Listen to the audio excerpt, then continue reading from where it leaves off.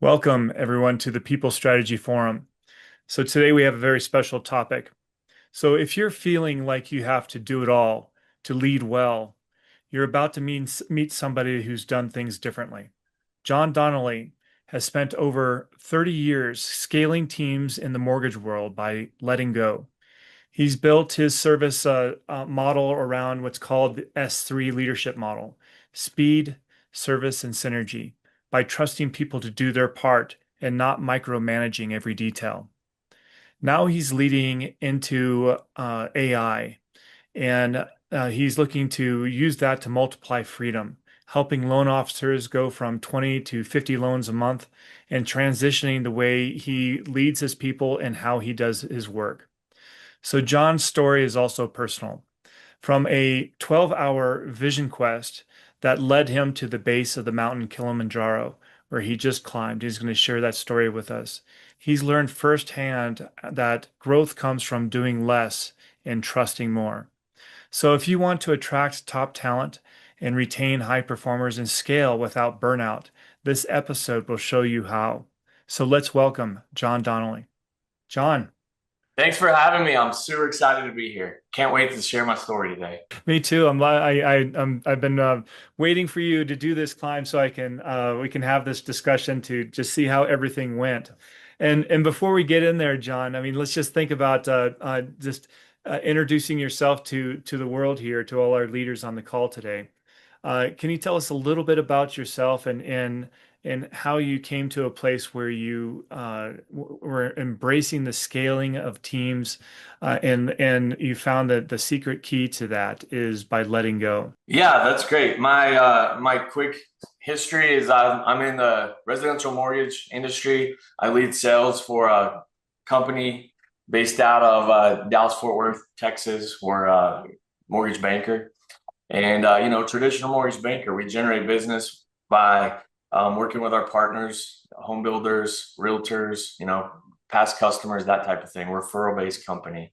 And, I've been in this business since 1997. So I've seen a lot of things, from, the World Trade Center was back a long time ago, affected our business. I saw the crash in '08 and lived through that, and the pandemic and all these things. So I've been in this business a while. And when these cycles happen, you scale up your business and you have to build these teams sometimes really fast. Yeah. And so over time, I figured out, how to add people and scale teams and do a lot of production. And then we've had to go backwards sometimes, and then we've had to grow again, unfortunately. And those are hard things. But today we find ourselves in a market where it's hard again. And some people are still winning and we're building teams while other people are not, and they're just really struggling and they're hanging on. And so we're really focused on building these teams that are taking advantage of this opportunity right now when this market is shifted and it's hard. Some people win while other people can't? So that's what we're really focused on, is trying to win in these challenging times. When you take ground in a moment like this, and then the market turns in your favor a little bit, you just get a lot of business then all of a sudden. So that's what we're positioning ourselves for right now. Nice. And so many of you, those leaders that are listening in right now, there's a disruption in the marketplace right now. It's been transforming industries and jobs over the past several years now, for 2 years, and that's the onset of AI and how it's impacting businesses. And so I would really love to see how you're using your reimagine program to really Yeah. dive into that. So let's talk about that. But before we get there, I want to hear the personal story, how this all came about. So, John, when we first spoke, you were telling me about this. There was some decisions that needed to be made in your life, and you decided to go on a 12-hour vision quest, a walk. Yeah. Can you tell me a little bit about that and what Sure. sparked that decision? A friend of mine recommended a book to me called The 12-Hour Walk by Colin O'Brady. It's an amazing book, and it just talks about all these significant things Colin has done. And actually, during the pandemic, he was having some mental challenges, and he told his wife, "I'm going to go walk for 12 hours today. No music, no friends, no, just kind of a meditation walk." and it was really life changing for him. So he kind of wrote this book about it. Well, I read this book and last April, and I tell my wife, hey, next Saturday, I'm going on a 12-hour walk. I don't even think much about it. And I think that matters is I just say, hey, this is the next day I have time to do it. I'm going. And she's like, what are you doing? I said, I'm leaving at 5:30. Wherever I'm at 5:30, you come find me. You see me on Life 360 on your phone. And I packed some water and some snacks and I walked out my front door. And it was pretty amazing. Like I took 17 pages of notes. I ended up walking 30 miles. That to me is significant because I had never even walked a marathon. The biggest busiest day I've ever had is probably with my daughter at Disney World, walking 20,000 steps or something. But this was different. So I went 30 miles and I wrote 17 pages of notes. And in those notes, it was like, hey, I'm turning 50. I want to do something big, something hard. I want to get in better shape. Like I need to step it up. So I thought about Kilimanjaro for 10 years. I almost did it right when the pandemic hit and I had to put it on hold. And I was like, this is my moment. Like I'm doing it. So I committed to it and I got my plan in place and I set that goal and I just finished it in June. A couple weeks ago, literally a couple weeks ago, I made the summit. And so for me, for the whole year, like I started working out consistently. I started walking more. I started eating better. And every day it was amazing to have this goal because I thought about it all the time and it shaped all my small decisions throughout the day. And I was, I literally was thinking about this morning at the gym. We were talking to a couple of the people. I'm like, I'm back at the gym, but I don't have the same like excitement about the future because I did that goal. I need a new one. I Yeah. need, you know, and so I got to come up with my next thing, whatever it is. I got to put out on the horizon. And honestly, I was talking with the owner of our company yesterday, and I said that having that clear vision and the clear goal was so impactful for me. And we'll talk about this in a minute, but the reimagine thing is like we need a clear goal for our sales team and our company. And if they all know what we're aiming at and it's super clear, everything else will fall in place. That's what happened for me climbing that mountain. Is all these other things fell in place. I started hiking more. I did all the things to get in shape because I knew I had to get ready for it. The Mm. one thing I also did is I put it everywhere. I put on social media. I told all my friends I'm doing this. And honestly, for most of the time I prepared, I thought I was going by myself. And that's even scarier to get on a plane and go to Africa and climb a mountain by yourself. And obviously, you're joining a team of people that are helping you, but I didn't know anybody. And then at the last minute, like 4 months before we go, a friend of mine, I was having lunch with him and he called me after lunch. He goes, send me that itinerary. A lot of my friends have done that. And when they read it, they're like, I don't want to do this. It's too hard. And he goes, I feel called to go with you. I don't need to go by yourself. And that's a true friend. Like he was awesome. He just said, I just don't want you to go by yourself. I'm going to go with you. I'm going to do this journey with you. I was like, amazing. Let's go. We can get you on the climb. And so Mark Cable is my friend. He and I did this climb together. I think that's significant because it's cool to have somebody step up and come beside you. It just made it so much better to have somebody there. But it was the hardest thing I ever done in this sense. I fulfilled that goal of finding something hard. It was a 7-day climb. We had 5 guides, 40 porters, support people, and 11 climbers. I joined a group climb. So my friend and I were 2 of them. There's 9 more. And the hiking part throughout the days to get up to base camp was about as expected. It was, some of it was a little technical. It was a lot of miles each day, but we did fine. Summit night, that was the test. And we knew it was going to be. They changed it on us and said we're leaving at 11 p.m. And so at 11 p.m., we get our headlamps on and we start hiking up. And the reason they tell us that we do it at night is because they want you to see the sunrise at the top in the morning. And also the ground is frozen. And so it's safer. But there's another reason. At the end, when we got done, they said the true reason is it looks so daunting that a lot of people get halfway up and they're so tired they quit. Mm. And when you do it in the daytime, a lot more people quit. So at night, you don't realize how tall it is. And I was like, that's really significant. I'm glad they didn't tell me that ahead of time. But so we go up 4,300 feet from base camp to the peak of Kilimanjaro that night. It took us from 11 p.m. till 7:30 a.m. to hit the top. I'm sure a lot of other people could do it faster. That's how long it took me.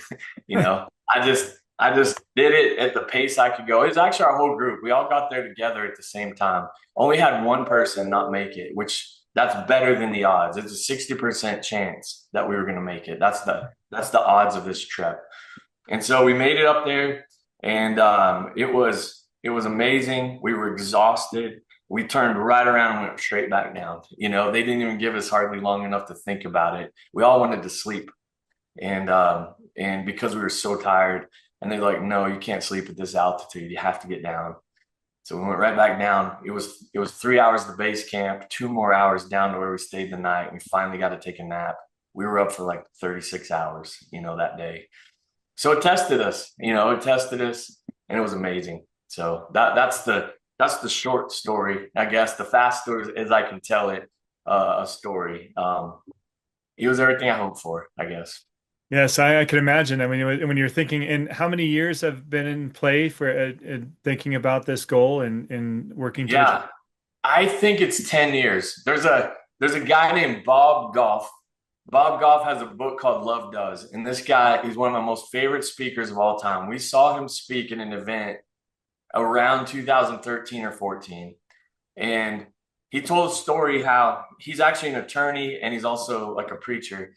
He took on these witch doctors in Africa, and they were doing bad things. And he ended up adopting this boy, Charlie, from Africa. Well, in his family, when you turn 10, you can pick a vacation or an adventure. And he wanted to go up Kilimanjaro. So he had to take his son, he adopted up Kilimanjaro. So when I heard that story, it planted the seed like 10 years ago. And I always thought, if that guy could do it, I could do it. That seems like a cool adventure. And it's just kind of been lingering out there. I don't know. It just wasn't ever the right time, I guess. Or I mean, there's so many reasons why you can't do it. I had to take 2 weeks off work. I had to completely disconnect. I had to train for a long time. There's a lot of excuses that I could use, and I was using them, frankly, for a lot of years. And I finally just said, no, this is time to do this. Let's do it. Yes, and so you mentioned there's a lot of times I find that when people tell me stories and they go through a journey on themselves, that they say these things that are just amazing, amazing, and not the journey itself, but the process they went through to get there. And I find that some people don't realize that the process that they used. And we're about to talk about reimagine. So I want to Yeah, reiterate what you just said as far as the process. And so the first thing you mentioned is you got inspired. You there was a trigger in your life, a book, a friend, somebody that recommended something to you that inspired you to come up with this new goal. And through that 12 hours of thinking and really exploring, you came up with this new vision, this new goal that you wanted to achieve in life. And so once you've established that goal, then you shout it out to the world that this is my goal. This is what I want to achieve and as my next big milestone in my life. And so you made that known. And so I think that's another thing that's significant. And the next piece that you mentioned is that through this process of preparing and struggle, when people saw that, hey, John is serious, he's going to do this, then you've identified some allies that came forward that were supportive of your cause, and some of those very important friends that wanted to make sure that you were successful in achieving that goal. And then you went on with the continued elements of planning. You were talking about getting into that program where you knew that you can do exercise and train and understand how to get to Africa and find the guides and so forth. So that planning and so forth. But the other piece that you mentioned is when you stood at the base of the mountain, you started going up that mountain, and there was the experts that you hired to help you on your journey, those guides and so forth, provided some guiding posts, some rules of the road, some strategies that help you get to the top. They knowing that you were going to experience hardship, They had that knowledge ahead of time to help guide you.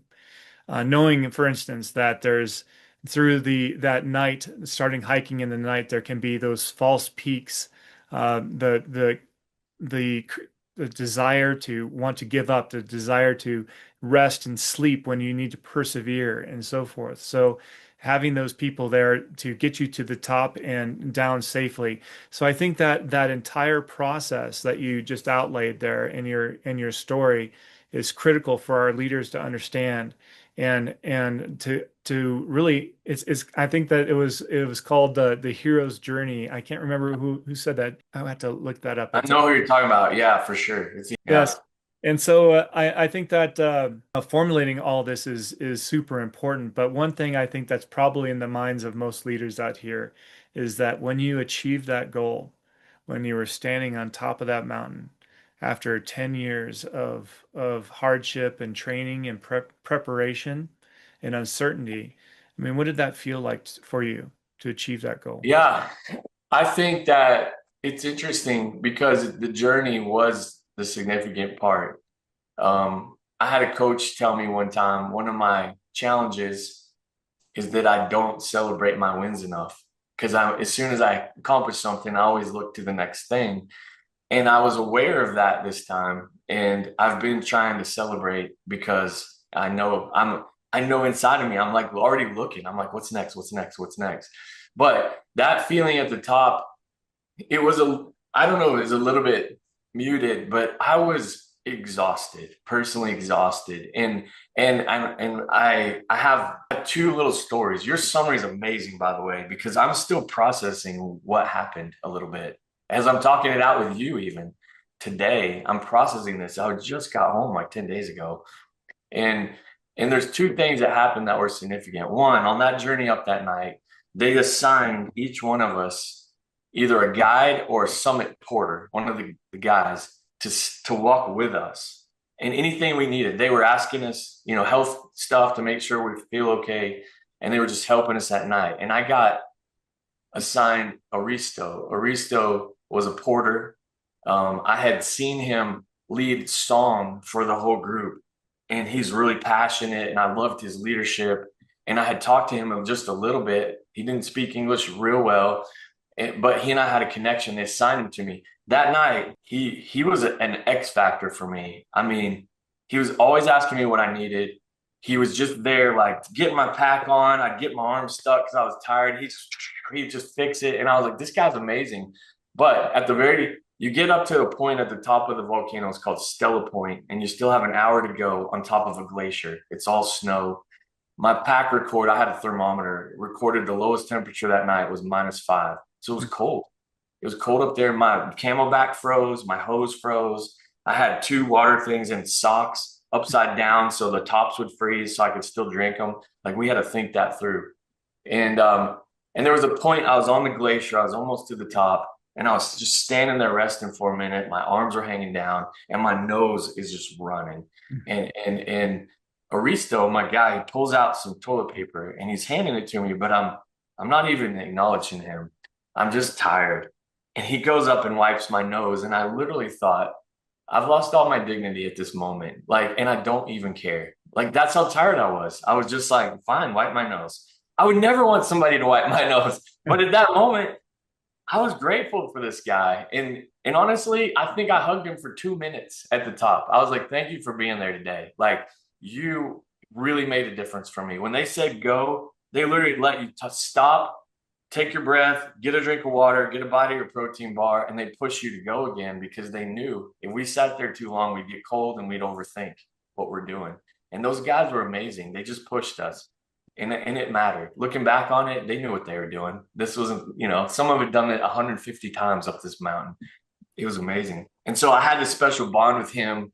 I had Mark up there, my buddy who jumped on here to support me. We got to hug and we had this moment. We took some pictures, and thank God I gave my phone to one of the guides because I didn't even want to take a picture. I knew I needed pictures, but I just was tired and I had to get all my gloves off, and they were taking pictures for us left and right. Thank God. Because I was just tired.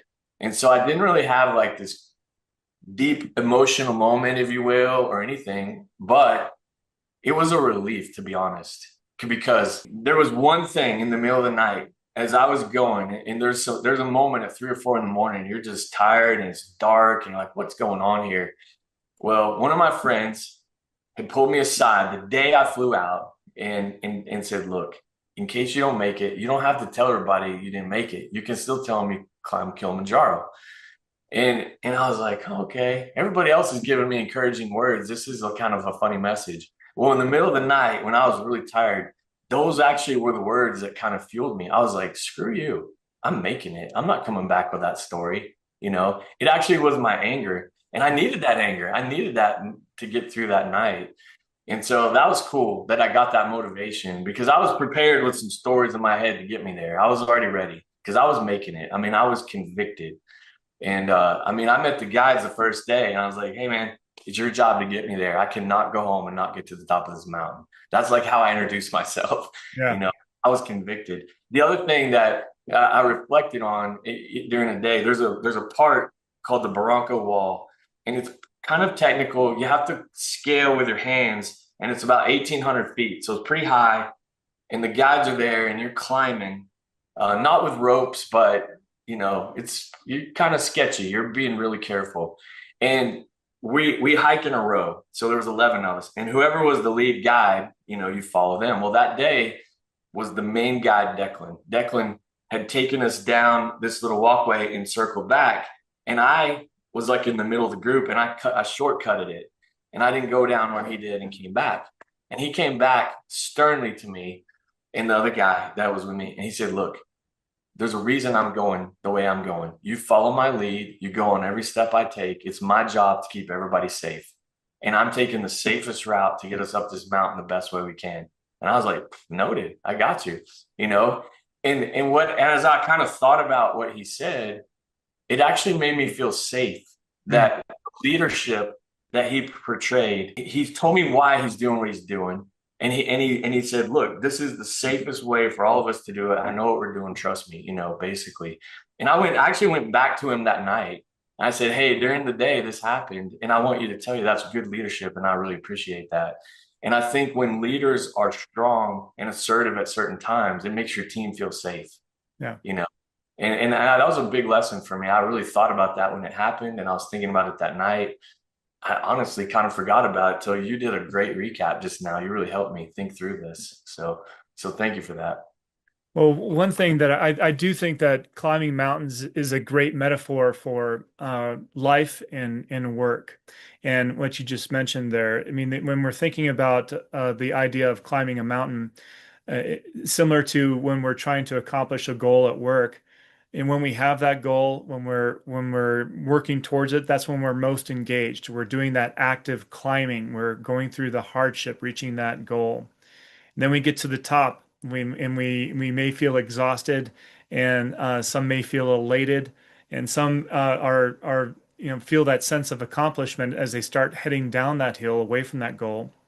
But then as we're going down that hill, that goal that we once had a few moments ago is now behind us. And there's that deep sense sometimes of feeling lost, of what's next.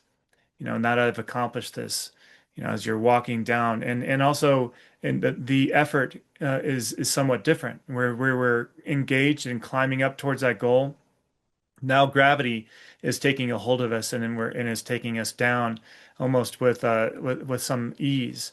And so I understand that, and I can imagine that you may be feeling that sense of what's next. Okay, I've accomplished this great feat. What can I do next in life, in business? And that's where I want to kind of switch this around a bit, and talk about the Reimagine program that you were talking about. Yeah. So, many businesses right now are being faced with a change. So just like climbing of Kilimanjaro, or making that significant feat. Many people and leaders over the past 10 years have honed and refined their businesses, only to find now that there's a new mountain that must be climbed. And there's new gear that is needed for that ascent, new skills and things that need to take place. And so tell us how your journey in this leadership path, these experiences had led you to the Reimagine program for your business. Yeah, I think it's just an evolution of change that we're facing, and we're trying to figure out where are we going and what is it going to look like. And I don't know if anybody knows the answer yet, but we have to work on it. And so, as a company, I've been at my company, Service First Mortgage, since February of 2009, over 16 years. That's a long time at one place. Hmm. I love the people I work with. It's hard business, but we come through all these changes together. And so our company is based on the idea that we're going to be high service and at a fair price, not the lowest price, right? Over for the entire existence of our company, that's our business model. And all of a sudden we see it shifting. We can't be that type of model anymore and compete and win in this market because margins are shrinking and our competitors are delivering. So service is expected. It's just part of it now. Like, it's easier to get a mortgage, still complicated and things can still go wrong, but people are delivering. 10 years ago, not even everybody would close on time, and it was easier to sell service. Today, it's a lot harder to, because people are delivering on the mortgages and they're closing on time. And so how do we separate ourselves? Well, we've kind of shifted that we have to compete on price now, and we've never been that way. That's a fundamental shift in our thinking. Also, we always had the philosophy that we were going to take the latest and greatest technology, whatever somebody else spent money on, and we were going to adopt that and use it, because we didn't want to be in the IT business. We're not a big enough company to really spend back. 5 years ago, if you wanted your own CRM, it'd take you a couple years to do it, a few $1 million of development, programmers, and all that. And then all of a sudden, we challenge our current CRM, which is an add-on, a company, a third-party company, and we're just not quite happy with it. And we get on the phone or on a Zoom call with an IT guy that we know and trust, and he goes, "Hey, give me some records of your company, of what you want in your CRM, and let me show you something." On a Zoom call, he used AI and created a CRM in 20 minutes in front of us, before our eyes, if you will, that we thought was better than the one we have. And it was amazing. And that was the beginning of, like, wow, look how things have changed. AI can now program fast and custom to what we want, and affordable. Like, this is, he's like, "Hey, we can do this in 2 weeks and we'll have you up and running, and it's paid for and done. We don't have to pay $100 per user per month forever." It's like, that's it. And then we just change it as we go.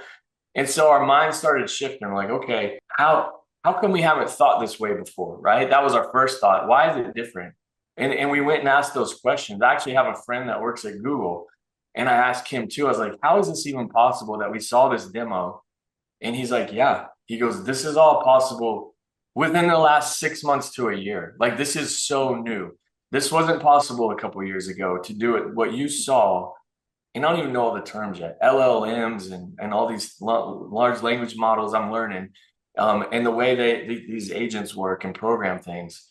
And so then I got with my buddy, we did a demo with Google, and they showed us how they can dump all of our systems into one platform.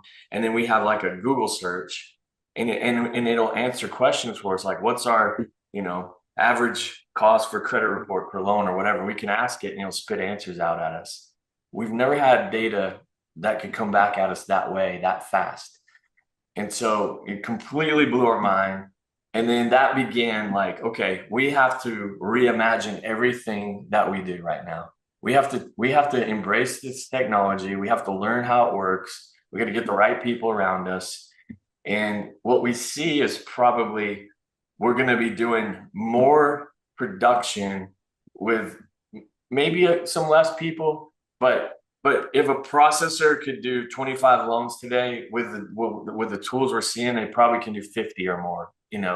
And so we're going to get a lot more production out of the people we have as we figure out how to use the systems and tools that we're starting to put in place.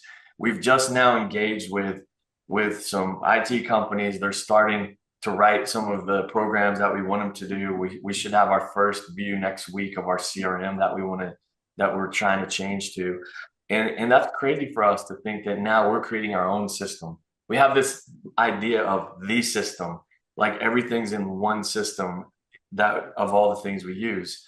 Mortgage is still complicated, so we have a lot of different add-ons where we have to validate data from. But one of the things that happened, my friend James at Google, he said, he goes, yeah, let me give you an example of what's going on. He calls it the death of SaaS. I'm not super knowledgeable, but I'm sure that makes sense for a lot of people. Like he goes, we're witnessing the death of SaaS and all these third-party companies. And maybe he's right, maybe he's right. He works at Google, so that's probably in his favor. But then he sends me some articles to read up on, and I think there's something going on there that makes sense to me.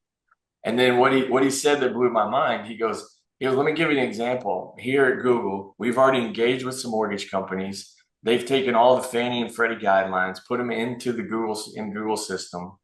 He goes, if you give me like your last year of underwriting approvals, in 2 weeks, I'll completely automate your entire underwriting process and you won't need underwriters. And I was like, no way. And he's like, yeah, we've already done it. We've Hmm. already done it for another company. I was like, holy crap. Then you feel like you're behind. That's like one of the feelings you get. You're like, oh, you're your competitors. And they're like, oh, we're doing this. And everybody's trying to figure it out right now. And it kind of makes you scramble. And then you have anxiety about it. And like, are we going to be relevant?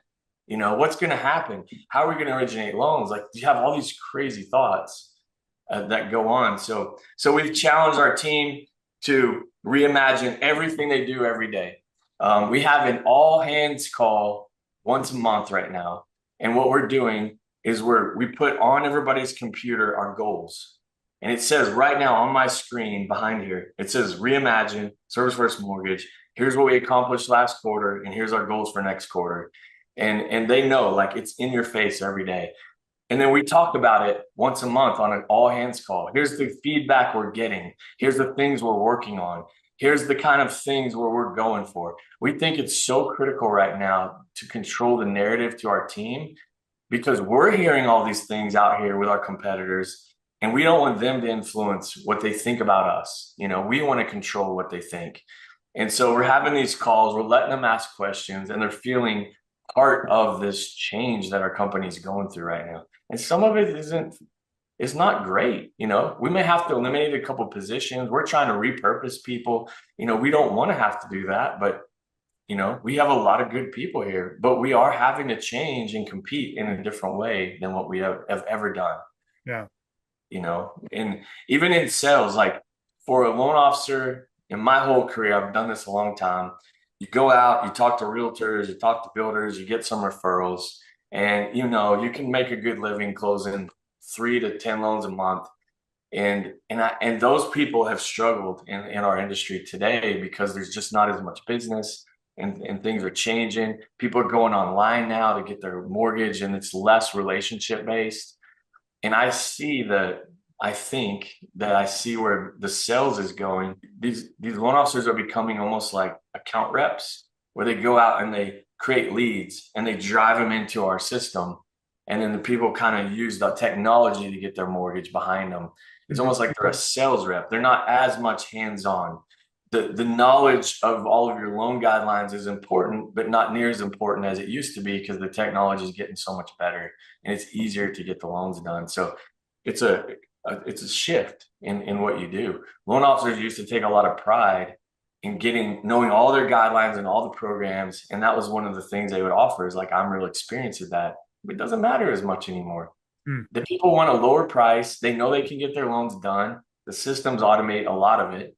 And so your values changed. Now what is your value? Is it better, faster, cheaper, lower price, stuff like that? That's what we're thinking. That's not how we've ever positioned ourselves. And so we're adapting to this change in this way. And we don't have all the answers. That's why we're a little bit nervous. Yeah. But as long as we're aware of it and we keep working on it, we'll find out. We'll figure our way out, and we'll come out ahead somehow, some way. Well, thank you for taking us through that journey. I think the important thing, as you mentioned, is that as we're talking about at the beginning of this call, is finding that new goal. and setting a path of what it takes to get there. And just like the hero's journey, as we just mentioned, and your personal journey, you've set the goal, you've set some parameters, you've communicated the objective to your entire team, and everybody's on board. You've identified your Yeah. allies, and you're working towards your solution. And so I think that many leaders out there, making sure that we're not hiding with our head in the sand as the world changes around us is the most important factor, I think, and especially with our dialogue today. So John, I know that we're getting to the top of our time here, but I'd like to all of the things that we've discussed today, the from your journey and how you've applied that to your business. What do you think is the most important thing for our leaders on the call today to be thinking about? I think for me, what's really top of mind is to have a really clear vision of where you're going. It seems like everything falls in place when the vision is really clear. And it's a little bit hard right now for us to get a super clear vision. I'm going to a meeting this afternoon to try to clear it up for our sales team and know exactly this is where we're aiming. And when we do that, it seems like all the other things that you need to do to get there kind of start falling in place real easy. And we didn't maybe have a clear vision because we felt the change, but we didn't know what to do about it. And even if it's wrong, at least go there and adjust it when you feel like you need to. But if you don't have a clear vision right now in your personal life, you'll feel it. I feel it right now because I need a new goal. But in my work, especially, it's like your team just rallies around it. And when that happens and everybody's rowing in the same direction, that's when the magic happens, I think. Yeah, for sure. Rowing in the same direction. Yeah. Yeah. Well, They call John, it's it been being in the swing. I don't know if you ever read Boys in the Boat, but when everybody's rowing in the same direction at the same time, it's called being in the swing. And it feels easy and it feels like you're floating. So nice. Well, John, it's been a great conversation. So thank you so much for sharing your wisdom with us today and your personal journey. I mean, it was a really a riveting story. So thank you so much. thanks for having me, Sam. This is fun. All right. To all those listening in out there, make sure that if you enjoyed the show, make sure that you go ahead and subscribe and leave a comment. And if anybody can remember that, it's on the tip of my tongue, but if you can remember the author of The Hero's Journey and who brought that up, please leave it in the notes so that we can. Joseph Campbell. I just There got you go. There you go. Joseph Campbell. Yeah, so I think that's it, but maybe I'm wrong. So let me tell me if I'm correct, and then we'll keep it in the notes there for all of us to enjoy. But thank you, and tune in next week for the People Strategy.